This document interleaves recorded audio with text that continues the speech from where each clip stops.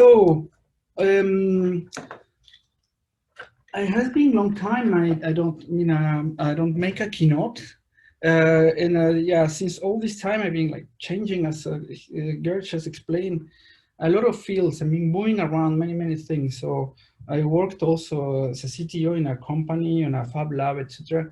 So I have been like thinking about having a different understanding of how we use these technologies now, for instance, Zoom. So as he explained, my background's in physics, actually, laser technology, etc. Then I also have a diploma in telecommunications that I never used. I don't know how to repair phones, by the way, but I give me a kind of long, perspective, a really big thing. Of course, I belong to people who were born before there were cell phones. I was born also before there was a TV in my home. So I really think I have a very different view of what this technology is. I'm still surprised. I still look at the objects and I have a different view of them. I just look at them as an object, not as a function. And that's the core of my talks. The only thing I want here. I will explain a little about what I'm doing in this school. But the goal of this talk is just to share that kind of perspective, share maybe a different way of looking at that kind of technologies, telepresence, augmented reality, virtual reality. I don't have more pretension. You are much more expert than me on that topics. But I've been like practicing on the border of art and science for a reason that I will explain, and I think it can be very inspiring for some of you. So just a word then, yeah, that's why I'm here at the School of Creative Media, co-directing a laboratory with Christian Sander that you probably know. And it's a particular place because it's creative media. So we just don't only do research, but we try to see the language of this new media. So yeah, I think I'm in a good position to talk about that, even if you won't learn anything technical here. So please check if you're interested on this extended reality lab that we are just creating. So a word about just my origins, as he said, being living in France 10 years, in Japan 15 years, I was directing a group called Meta Perception about human-computer interfaces and media arts.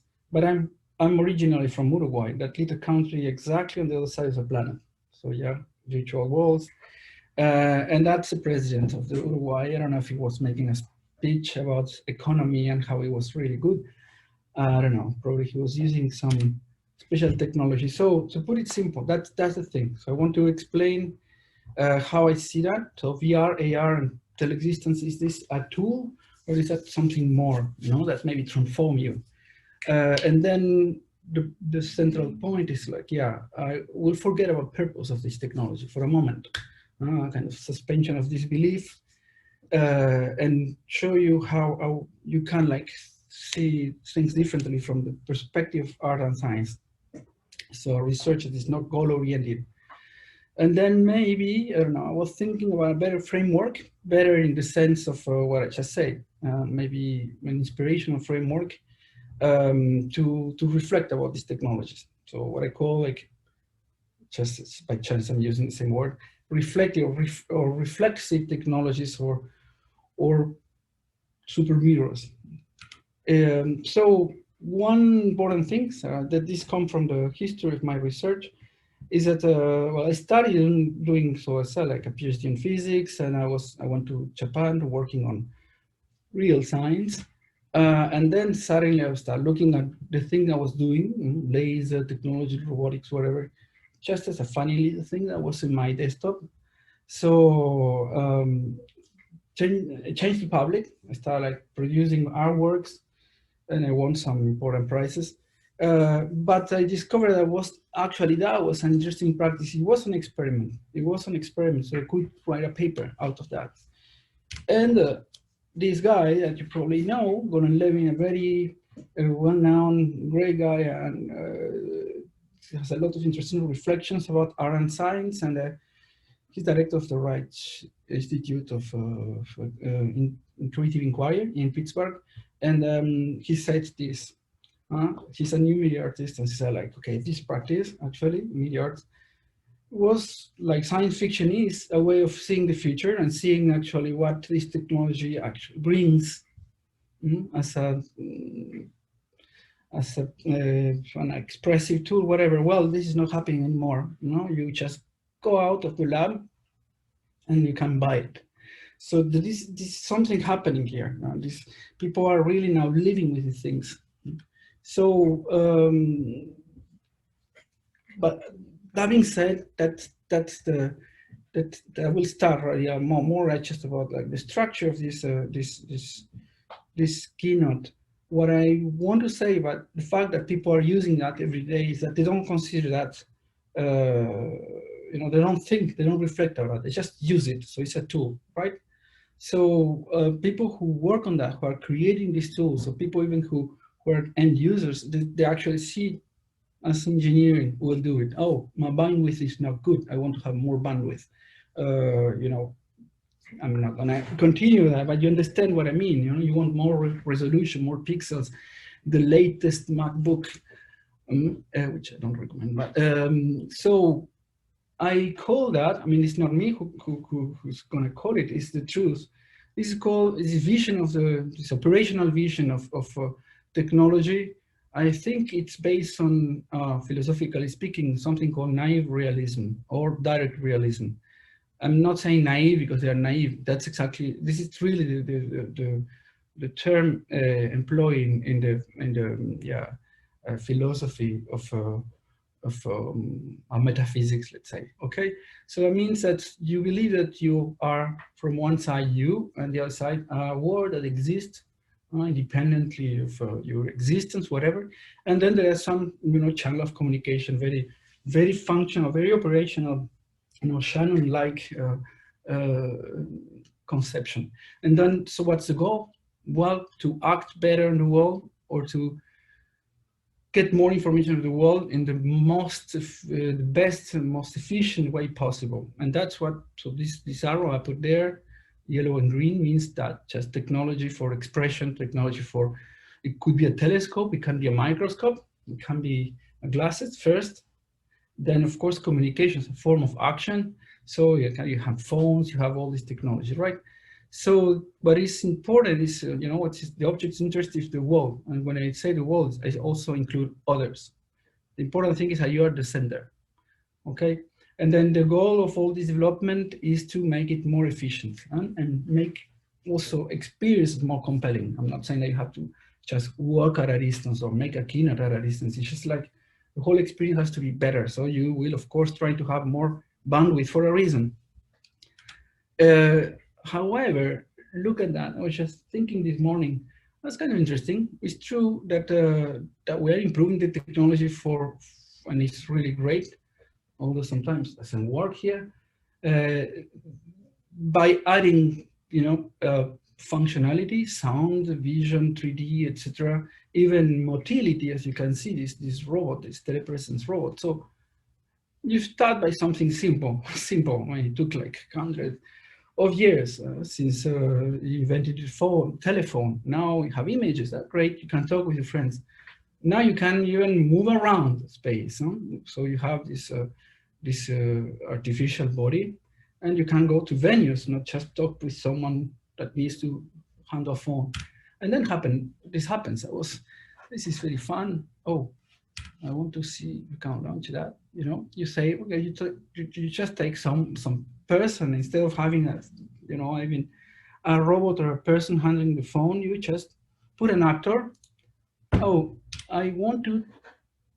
I believe in the positive value of technology, and the possibility that technology will drive individuals. Under you, okay, great. Oh,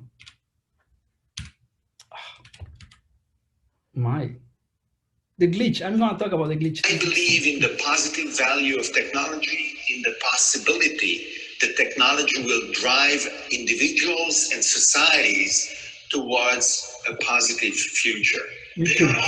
Okay, so see, that's quite interesting. So now you start merging this technology with humans. So now we're working in tandem. It's called Mechanical Turk, and it's great. It makes sense. You know, you have more natural way of communication, and the person puts of its own. And then, okay, so yeah, but there are some limitations, like the robot had wheels, or this person that is on stage.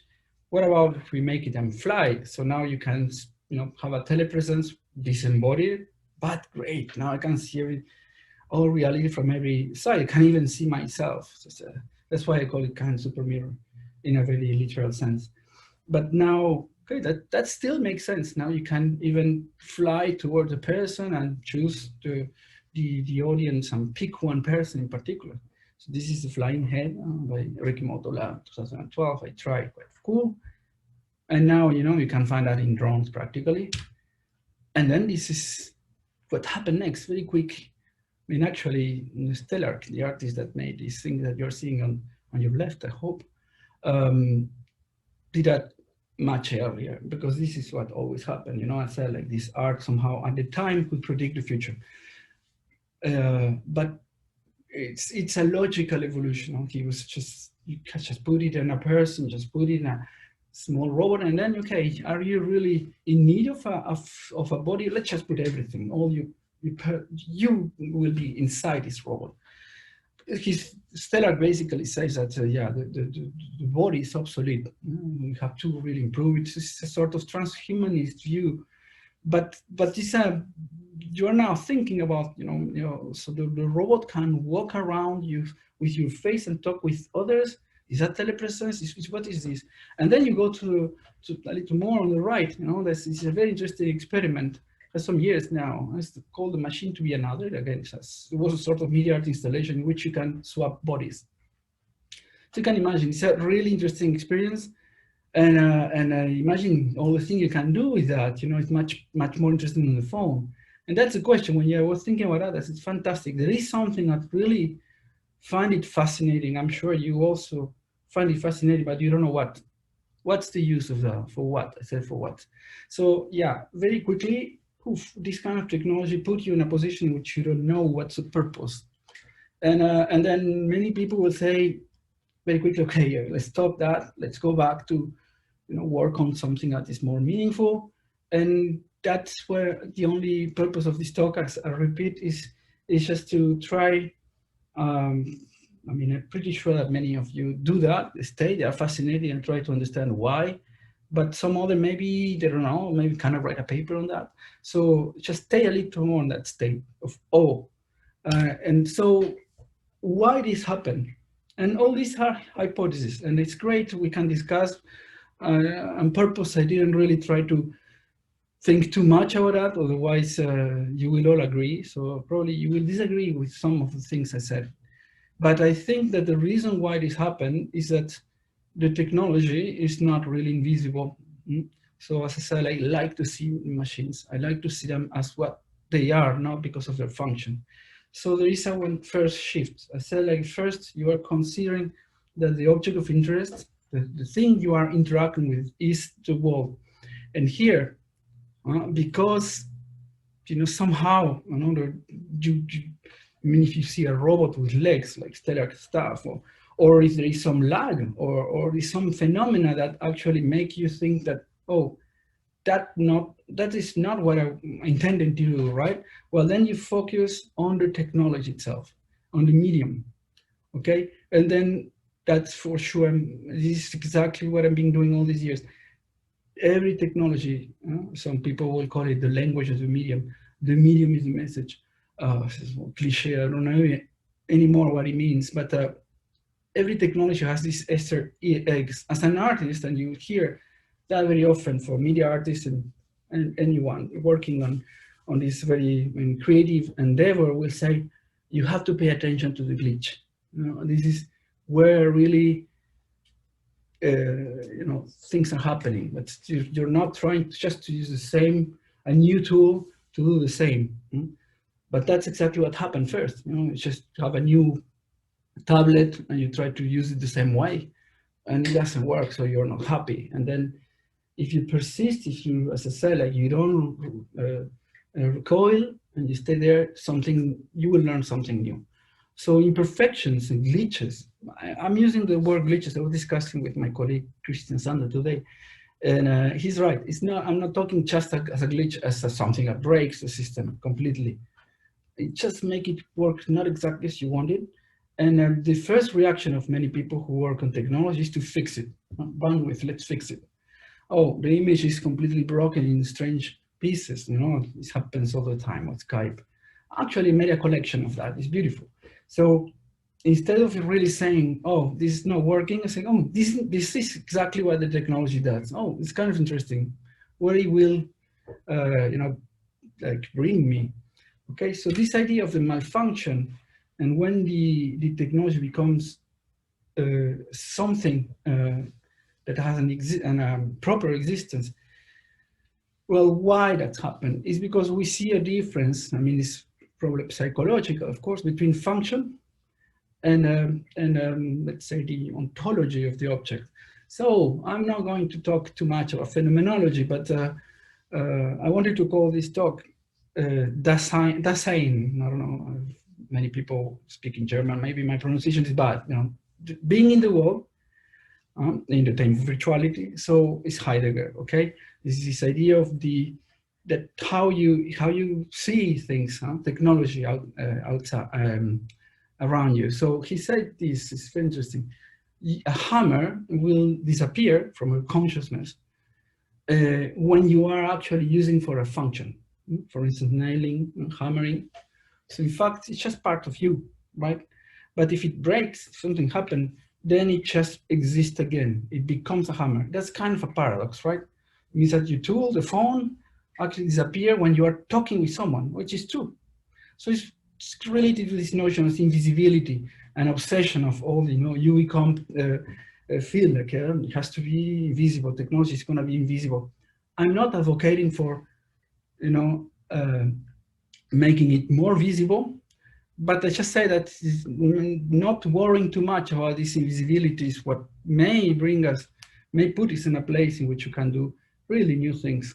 Otherwise, we have already a path traced, you know, have to make all the technology invisible, very small.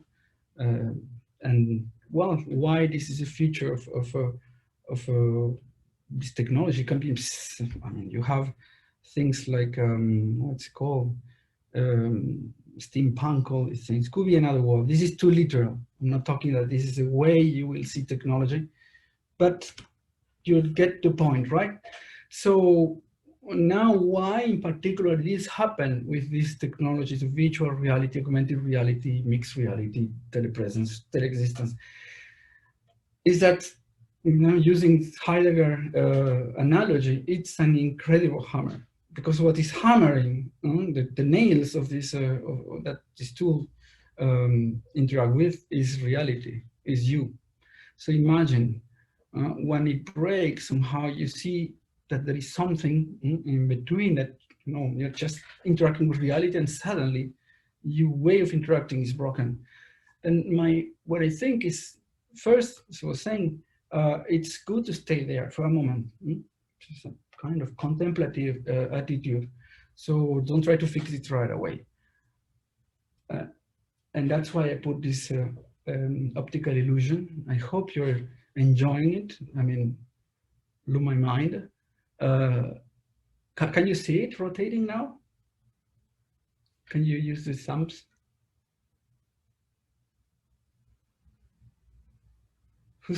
Yeah, it's quite incredible, right? Okay, so if you see that something is broken there, oh, yeah, so something is sort of broken, you know, you have paper, you paint that, and it's not what you intended. So the first reaction, if that were technology and you're trying to convey, I don't know, the shape of a mathematical function, you say, oh, it's not working. I'm using the proper tool to represent a sphere and this kind of hyperboloid. Well, don't discard it. An optical illusion, you cannot fix it. What actually is telling you is something much more interesting about you, right? Your perception. So try to fix you if you want. You know, you have better eyes, but it's very important what it's saying. That's why As Gerd, I forgot completely that you met me at a time. That's why I've been, when I was in Tokyo, doing some workshop for 3 years now. Unfortunately, I would like to restart it. It's about something I call device that alter perception. And what are device alter perception? Practically everything, but in particular, this kind of technology. So that's, at the time when I thought it was my framework, instead of conceiving that were technology for telepresence, for teleconferencing, for collaborative work at a distance, whatever. Just okay, let's just see for what they are. They are altering our perception, transforming, and then when we are completely integrated with this tool and it's not disruptive anymore, we don't see it because we first saw all the breaking, and then I understood about myself. Then yeah, I can use it. But first, it's just a device that alters perception. And as we'll give examples of how this view is kind of interesting for the evolution of many many fields. So of course, this is a short talk. I was compiling this, as I was can spend like a week. But look at that, for instance, examples in art or media art. Suppose that you made a painting and you are living in the, I don't know, in the period of realism, you have like, Raphael or Caravaggio, something. You are painting with all the details and you don't want to see the medium, okay? You don't want to see the brush. So the brush is kind of annoying, but I'm pretty sure, and that's exactly what happened. Someone said, maybe the painting was unfinished, and he woke up in the morning and said, okay, that was my last brush stroke, and you just see it as for what it is. It's interesting, and maybe I can do something with that.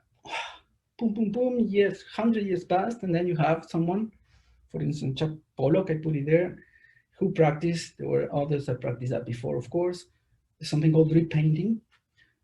So this idea that the most important thing is actually the substance itself. I'm not really controlling. I'm not trying to do a representation of the world. So it's abstract expressionism, as you know. But I'm giving importance to the medium before everything else. That's one thing. You can observe when you write. You can do it. Just write. You use a pen as a tool. And then suddenly just concentrate on the pen, and then you start like doodling around and feeling through digital attribution, the friction of the papers. You're in a completely different state of mind and experience, and who knows, you will maybe become an artist. But another example, if you use paper to try to convey information about like three-dimensional objects, it's not perfect, right? You have to use perspective, or at least what people consider, sort of pre-perspective, or just the, let's say, flat planes, but one behind the other, and conveying the idea of distance.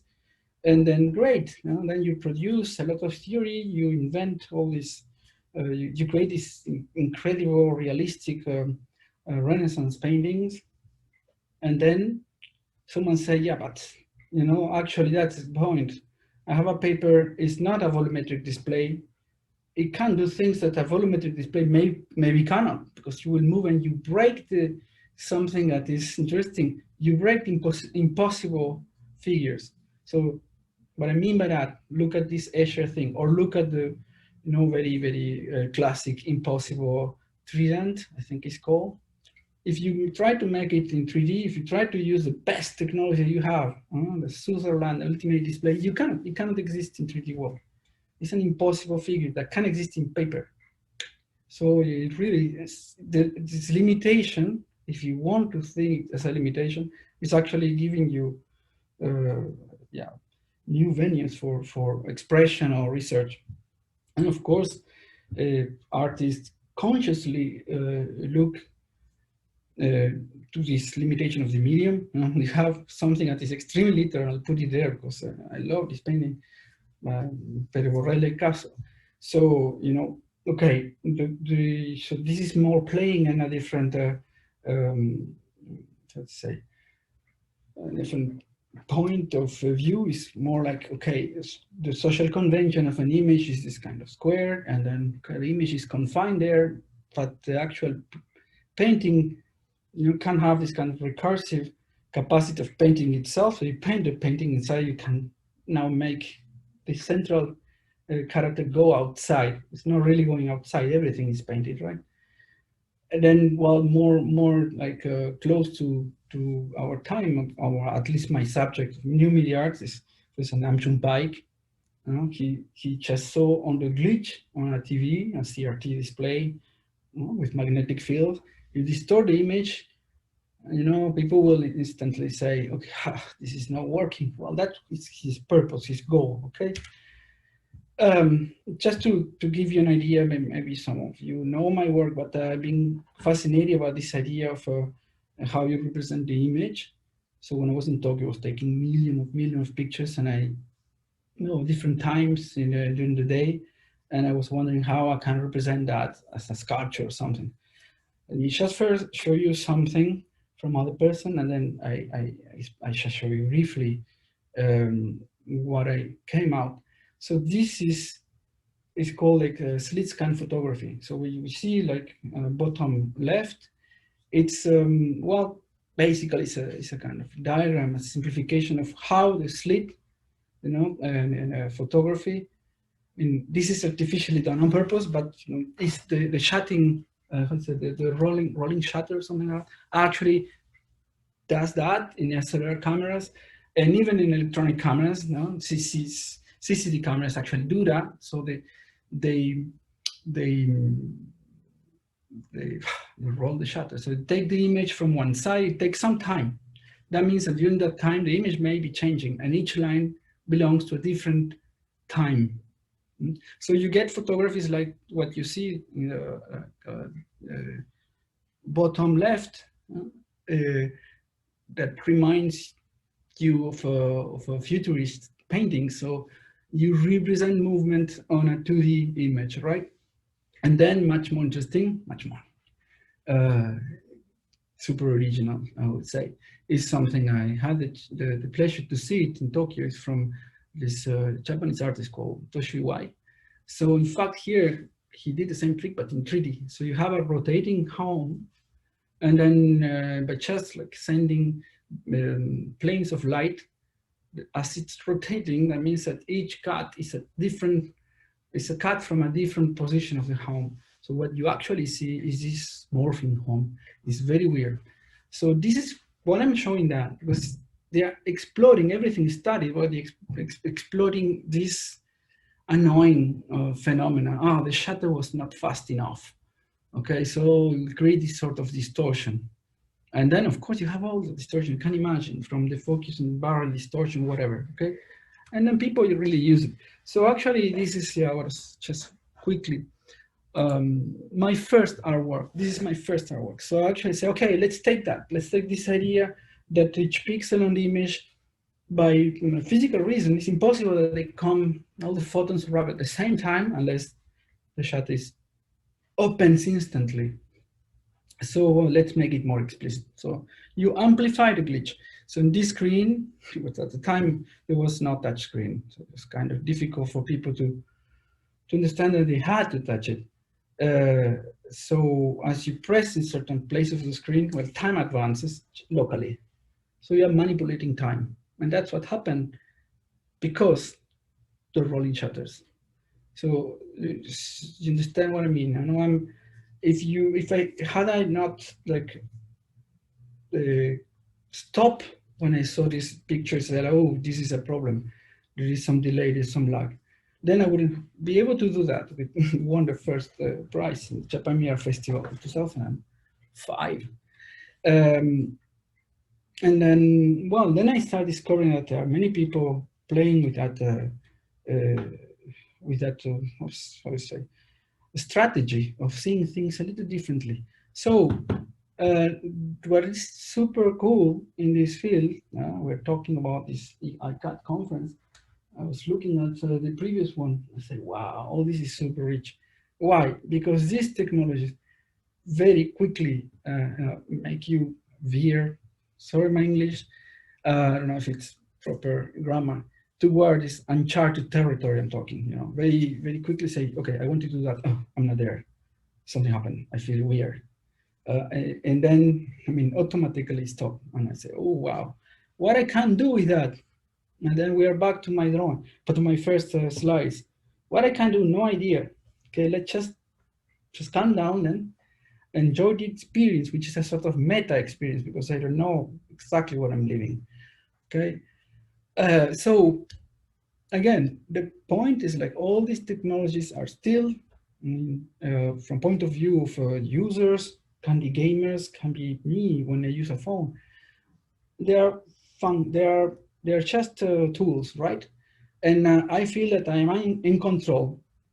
The reason why this technology in particular, is so rich is so interesting for practicing what I'm advocating, is that we, more than others, it entangles the observer and what you're observing. So you don't realize that when you're using, you say, okay, I'm immersed in a VR world, and okay, I'm experiencing something, where I am, but you don't realize that in fact the immersion is happening both ways, let's say. So you are now, I will explain that in a moment, it's going too fast somehow, but well, it's part of the problem. That is, there's no language to apart from hallucination or many maybe experience that you can do in a dream. There is a language that, of course, it's your job you are creating it to explain it, but there are things that you cannot really name it, and that's because we are actually creating. I think I'm jumping a little, sorry, it's very late here. You are actually modifying yourself when you do that.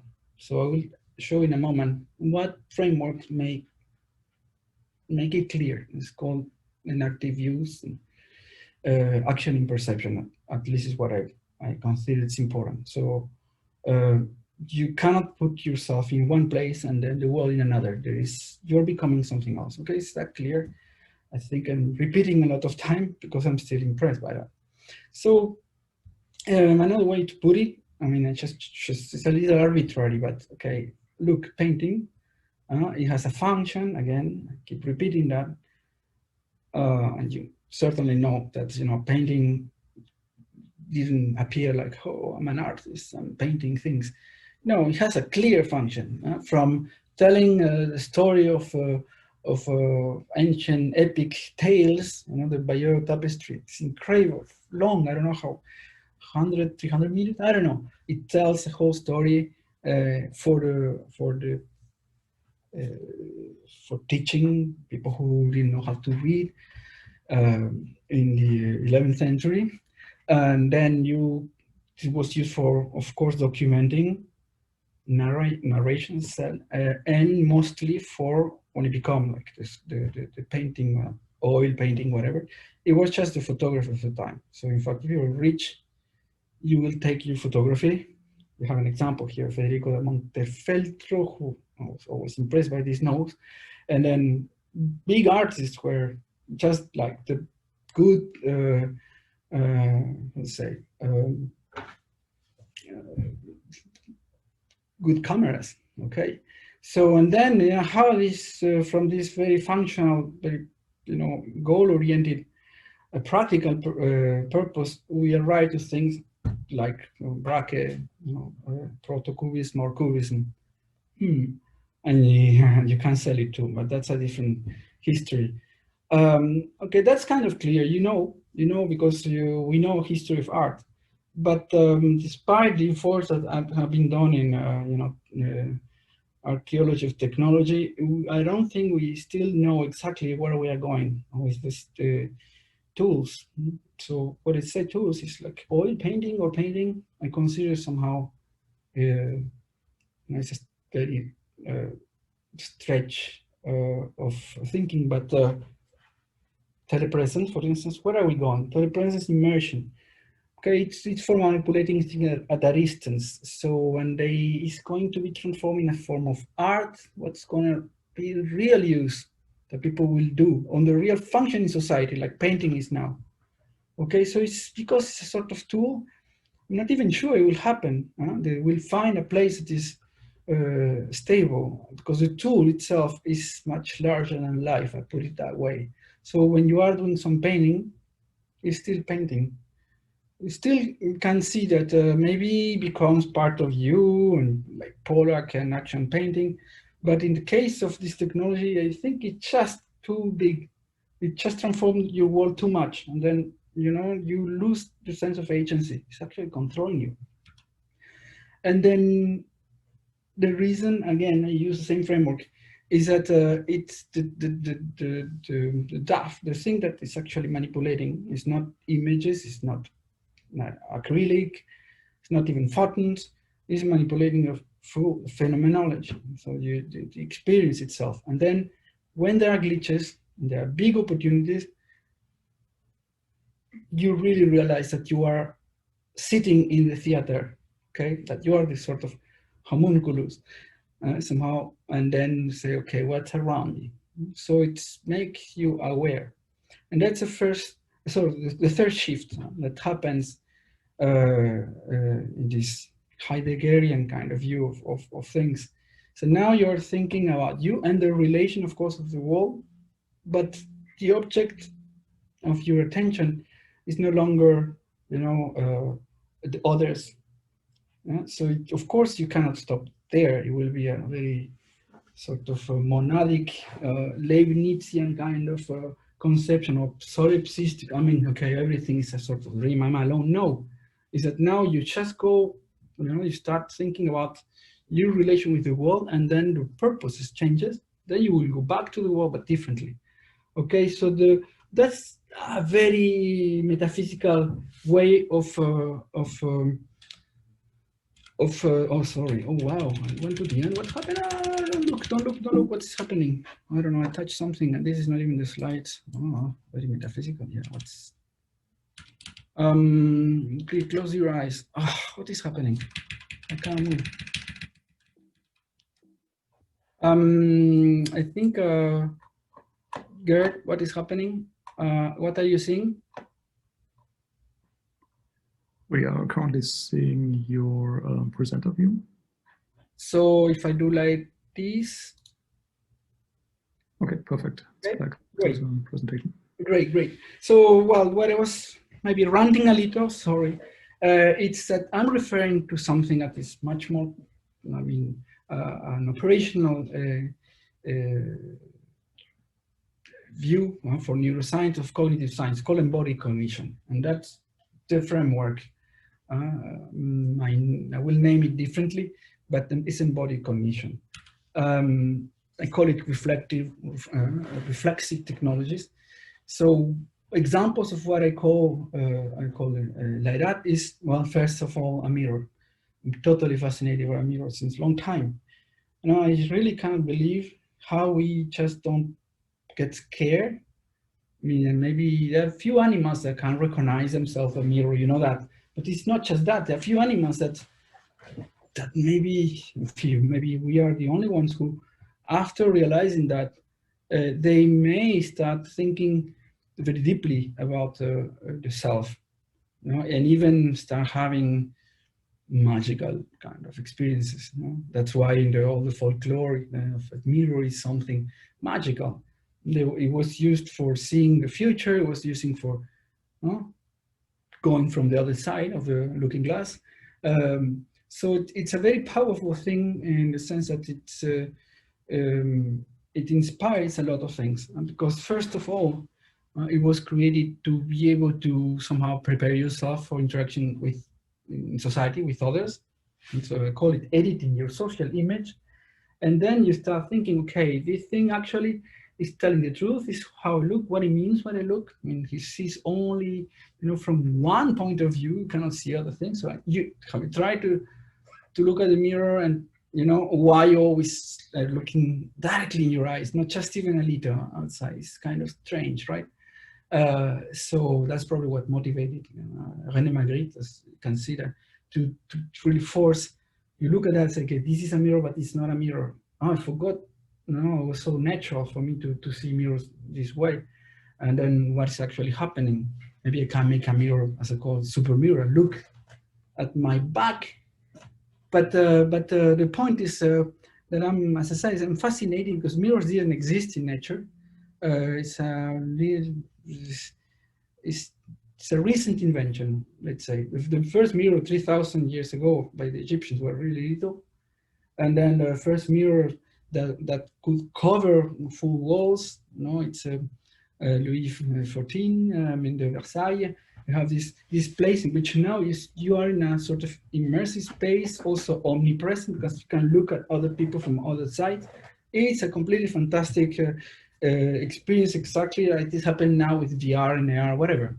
But it's, for me, the first moment in which you have some technology that make you reflect about embodiment, where you are, how you look, how others look at you, and how much you can edit of yourself. And so any change, of course, that's why they have the fun houses. It really can affect your body image and body schema. And of course, as you know, there are experiments and even treatments based on exactly that. How your brain, thanks to its plasticity, will rewire itself because you're faking this space around you. So you will try to adapt, and that can be good or very bad. So, and then when I was compiling the thing today, I said, oh, actually people are fascinated about this Milgram continuum. Oh, have all this is new. Never before existed this possibility of doing real VR, real AR, augmented virtuality. And in fact, it's not true. I was looking at paintings and saying, interesting. And that's because of the mirror, even represented, it still has this power. It just makes people think about that. Actually, where things are, it's just an image. And I know the position of objects because of the images. So if I just train with that, I will be able to reach sort of contradictions or take things from other worlds. So examples, Folie Bergère is like in a game, you are immersed, right? So you are in the painting, and at the same time, I don't know if you experience it, it's very weird. It's a very large painting, and you're in front of this girl, and so that's you. You see it behind, and the background, that's supposedly it's you, but it's impossible at the same time. You cannot have this reflection at all. So it's a new feeling. Something is wrong, and sometimes your brain is trying to understand that. So then you learn something about your perception, exactly like this technology. So it's not really new. And what I said not new is, look at that now on the right, the very famous Arnolfini portrait. And there are many, of course, you know, that many painters have tried to put themselves in a painting. So in this mirror on the back, they say, and it's still not completely clear, that the painter, so Jan van Eyck, I hope I pronounce it well, painting himself. In a way, even if it's not moving, if it's not real, this is augmented virtuality. You really feel that it is. It's actually disturbing because it means that the painter is now looking at you. Augmented reality, I also call it kind of reflective or reflexive. Because its intended function will be to augment perception, to tell us, augment your perception when you do surgery, know where things are, transform your image, but the unexpected result, I don't have to spend too much time. It's like, okay, you start thinking about your perception, your capacity of digest information overload. Then you have all these experiments that we can publish millions of papers, all this stuff, what is real, what is really real. So you have metaphysical questions. And then also about identity. You start thinking, okay, maybe makeup and clothing is a form of augmented reality. So that means that maybe one day, everybody will be clothed on AR, and you will sell these clothes, or you will. Okay, I have to. How much time do I have?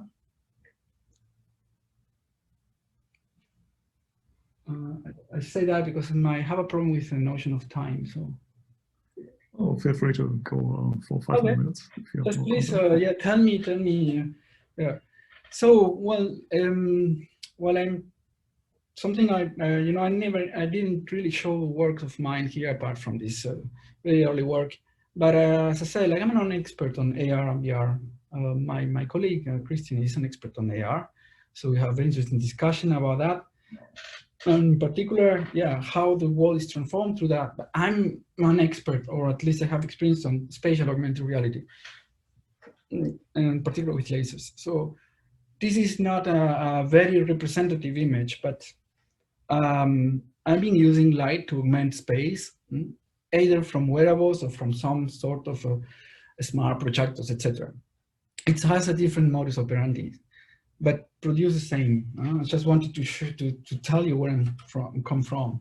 So I may talk if you're interested on that. It's a different way to relate with AR when it's spatial augmented reality. You're much more anchored in the real world. So in virtual reality, of course, it's reflective, and that's, I don't have to elaborate. Look at the guy, the Morpheus in your right. You know, if this instantly you are in a virtual world and you start becoming paranoid, is that real, not real? Brings all the how to say metaphysical question that people spend the last like 2,000 years, cave, Plato, whatever.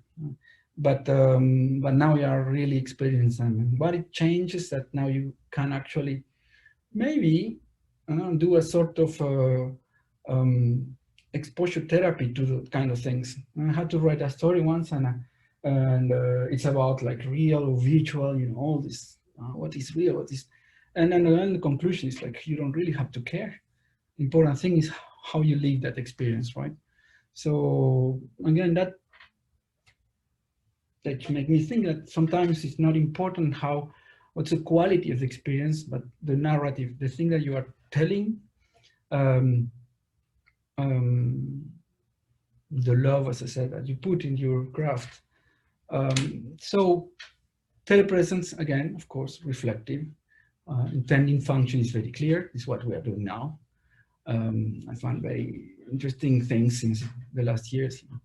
I even never tried, but I think it disappeared. As Marriott hotels had this teleported booth quite long ago, before Samsung started in this 360 degrees, and well, everybody's doing that now.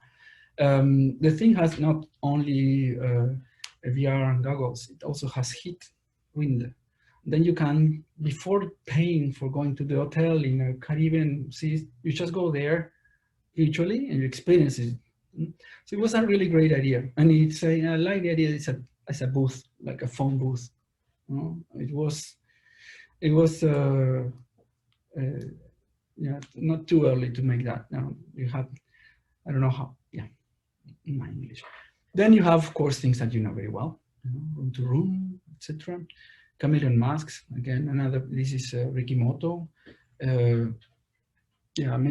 Yeah, a few people now. I think there's even a company that is doing that kind of things. So it's not just this meme that I showed first. It was very funny. I think there's a company. I remember the name that you can sort of hire someone as a kind of person avatar to buy things for you in another country. Then something I've been very interested in, never could do an experiment, some work of art, is this idea of how can I actually, because all this is great, images, etc., but experiences are more or less intimate, but look at that, you know, in room to room, there's about like 3 meters between these people. And then, of course, if you're using HoloLens, you cannot touch the person. So trying to think other ways to interact. For instance, here is what I did when I was in Tokyo, is making a milonga, so tango online, by having actually 2 rooms in different places in the world. In fact, it was Tokyo and Osaka. And then trying to synchronize with the sound, the music, and having in the middle of both virtual and real place, and there was a mirror, and then you could project things, you can touch it, and you leave some marks, and you have some tweet that will appear. So trying to sort of create a membrane between the real and virtual world, like in Chronos projector, like this work I showed first, trying to make something at least start to be somehow thin. So you know that it's not a screen, or you know that it has some way of reacting that make it physical and connect that spaces. So the idea was to make the geometry when you enter look right. So this mixed spaces somehow. Then by doing that and having couples that will maybe exchange how much emotions you can transmit through that. There is, well, the work, so they have a paper like on devices alter perception with a colleague, and we were actually thinking more in particular how we can do that. I mean, by having like biosensing stuff. Pretty sure people are doing that now. That was very old. And yeah, just look at that quickly. That I just was trying to put some of the glitches, let's say, some of the breaches on the technology that are actually gems. I can enter there and discover new things. One, of course, thing that people are fighting all the time is motion sickness and jitter and lag on the images. And then, of course, there are a lot of discoveries that come from that. How your brain integrate the experience and create a sense of agency when you move, and how some students, when I was in Tokyo, did the reverse, start actually predicting your motion and moving it actually before you do it. So in fact, what happened, that was some years ago, it's like you feel that your hand is not yours, but at the same time you are controlling it. And there's, in cleaning up psychology, there are some examples of people who suffer some stroke and have this syndrome. I don't know if you heard, it's called the alien hand, in which the person has one hand that is actually doing something that is not what they intended, but in fact, yes, it is. The problem is like there is a delay between, you know, the fact that you generate intention, and you can do it by, you can approve it by doing some MRI. So you decide to do something, but then before it's integrated with all your perception and action, you feel, before you feel the sense of agency, another thing disrupt, and then it looks like there's someone else. And the otherness is that. It's a problem of delay. See what I'm trying to explain? When this technology connects you very quickly with other, you embody someone else, etc. In fact, you're just changing some parameters on the way your brain processes information. So we are heading to some other form of being in the world and with others, because the world is also others. That's the main thing. It's no longer, you know, just like we're doing now, teleconferencing. Something fundamental is super interesting. Then, you know, VR, Uncanny Valley isn't intended somehow.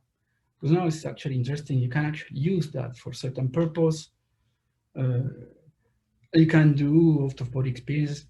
I'm pretty sure you know that. Yeah. Check that. The box ICAT-EGVE was something I have here, the box. A little experiment I did. I wanted to see if I could trap people. You know, if we put two parallel mirrors and then you don't know where you are, start seeing is fascinating. Well, this idea is to, you look at the box, in fact, there's some camera behind you, and then you see yourself. It's just a time delay. Time delays have been used a lot in art since, you know, the CCTV cameras appeared. Dan Graham did some works about that, because it's a trap for the mind. Again, you're just disrupting the moment in which you integrate all the experience. So if, oh, this was the past, oh, it's me. I'm doing something that just, so in the box is what happens is that you look at that and then you see yourself there. So if I'm seeing myself very little in 3D, that means that I'm looking behind. So you just like turn around, and then when you go back, because of the delay, you see you looking at you, and then that's strange. And they look at me, and then people were trapped doing that, like idiots. It was super interesting. So it's a trap for the ego. Then recently in the lab, we're doing experiment too on this eliciting cross modality, so synesthetic experience by having a quite realistic fire in the hand. There's recent work, I'm pretty sure you know, because Christian has been also improving this. Quite interesting. So we are trying other things also. What kind of different sensorial modalities can be combined, and maybe create new kind of senses artificially. This is also something that interests me a lot. And then, I don't know, really, I don't have any notion of time. It's quite late, but I want you to see this because well, I give you a very rough, crazy, impressionistic view for this technology and what are the breaking points. But then people who work a lot on that, they get to the core. And I saw very few works, I'm talking about our works, in particular when it's, for instance, storytelling using VR, that really, for me, understand the language of the media. Who knows this? Who knows the blackout? Nobody knows blackout, volumetric stories by James George and no? Oh, that's great. Can we take a minute if we have time, Gerd? Or it's too late?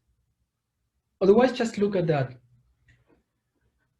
I think why not open it? And How much time passed? Can you tell me the time? We are already over the time a little bit, so please. Okay.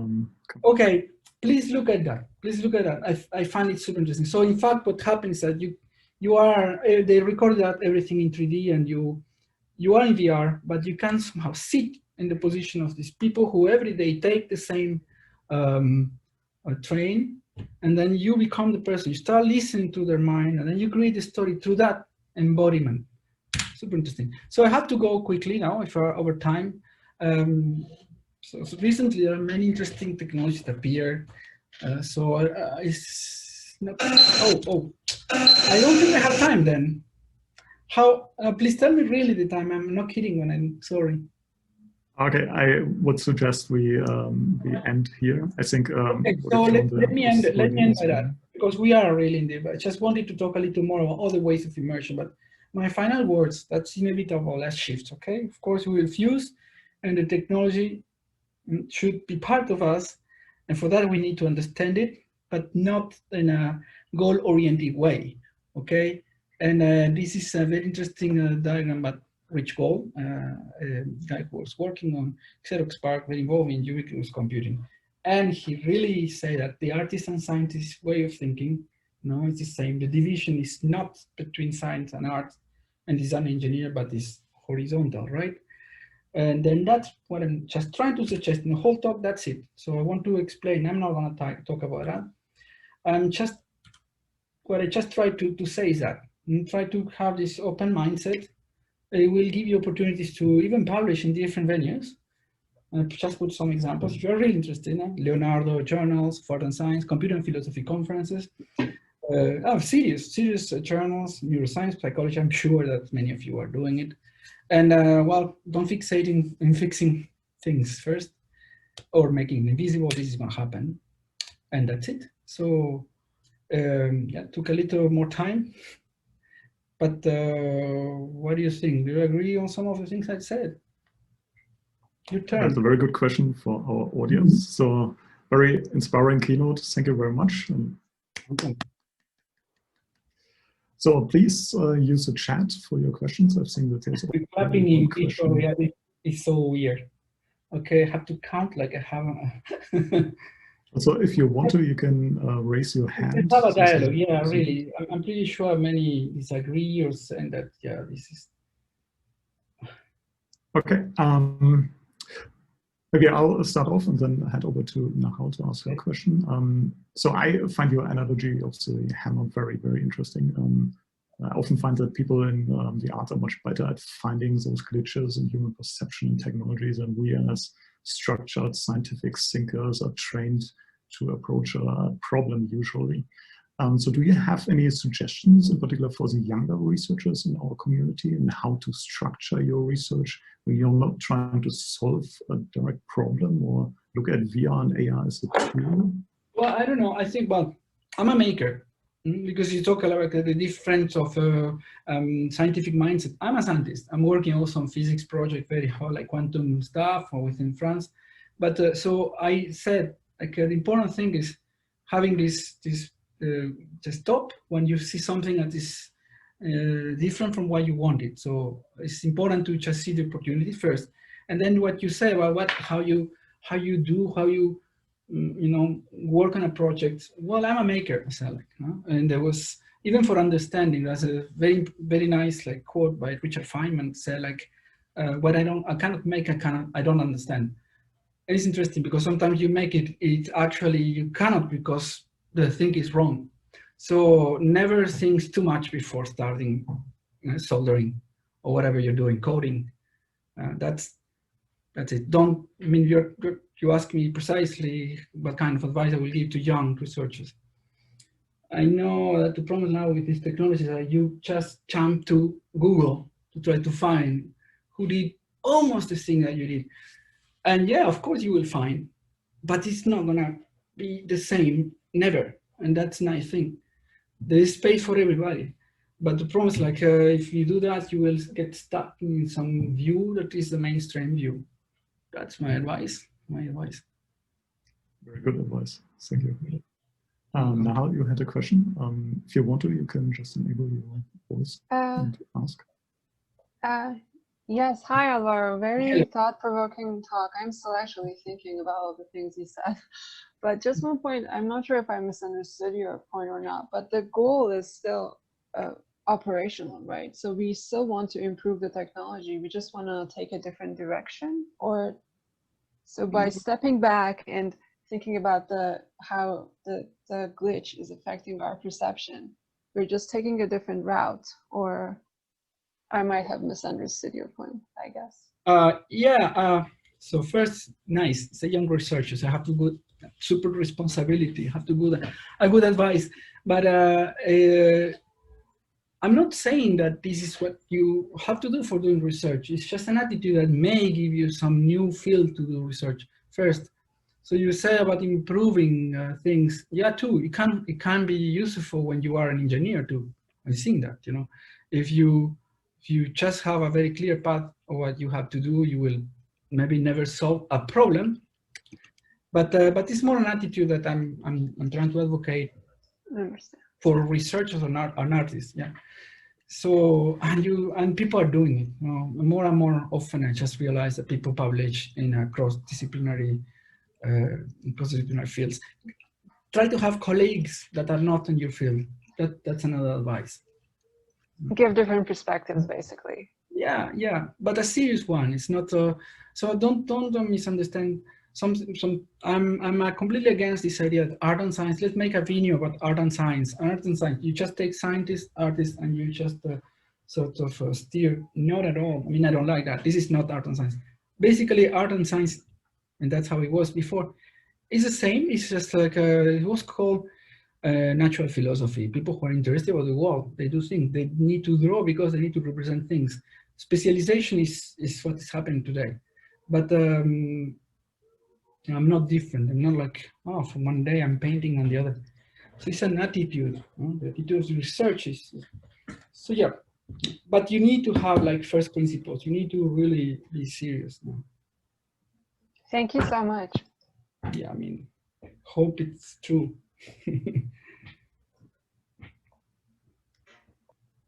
Okay, if you have any more questions, feel free to ask them in Discord. Oh yeah. Of course, I hope Alvaro will stay a little bit in Discord to answer your questions. Well, Discord is really worrying. Well, not accord, anyway. So please join me in thanking our keynote speaker again. Thank you. It has been a pleasure. Hope I can meet you in the real world. Yeah, let's hope we can, after